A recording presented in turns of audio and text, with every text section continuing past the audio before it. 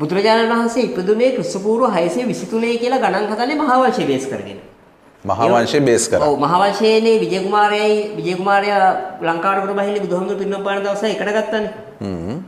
ඒක සමහර මහානාමහඳුරු මේ සංවිධිත ඉතිහාසයක් හදන්න ඒ කියන්නේ පොයින්ට් එකක් ඕන හින්දා ගත්ත වෙන්න පුළුවන්.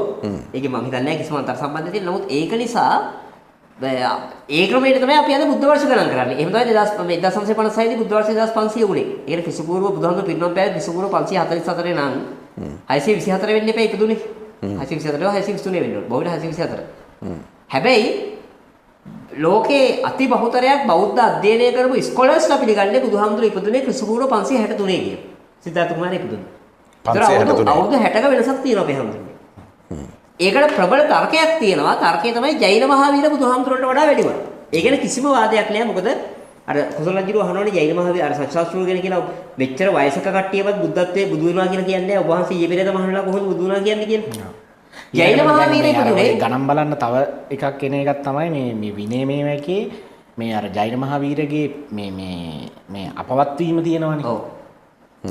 එයාගේ විනය පිටකයේද? ඔව්. විනය පිටකයේ තියෙන සූත්‍ර තියෙනවා. එතකොට මේ අපවත් වීමත් එක්ක يعني ජෛන සූත්‍ර අරගෙන බලපුවන් පස්සේ මේ සමකාලීත්වය ගණන් බැලීම කරගන්න පුළුවන්. ඒක 500 ඉන්දික කියන 563 නිවැරදි. 563 තමයි ස්කෝලර්ස්ලා පිළිගන්නේ. ඒතර 483 තමයි බුදුහාමුදුරු පිරිනොම් පාපු වර්ෂය හැටියට විද්වතුන් පිළිගන්නේ.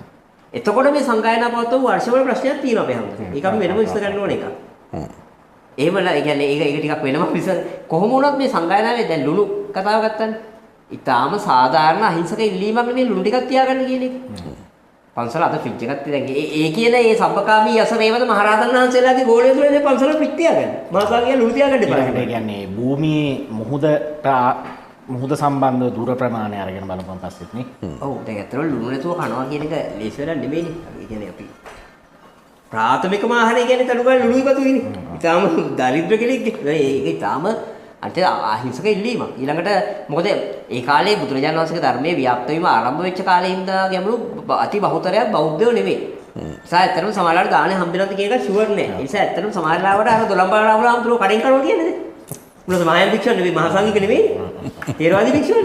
ඇත්තට හරිනම් දැන් උන්වහන්සේ විනය කියලා බාර ගන්න ඕනේ මේ දසක පස්තුව. ඒක කඩෙන් කරව ඇත්තේ පිටපාත නෙමෙයිනේ සල්ලි දීලානේ.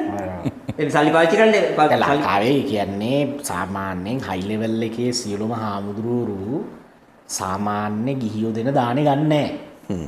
හාමුදුරුවන්ටත් තියෙනවා ලෙවල් එකක් නේ හයි ලෙවල් ලෝ ලෙවල් ඔක්කොම. ලෙවල් එකක් තියෙන එක පන්තිවාදයක් උන්වහන්සේලා අතර. එතකොට ඒ ප්‍රෙස් ක්ලාස් එකේ ස්වාමීන් වහන්සේලා පැහැදිලිවම ඒ කියන්නේ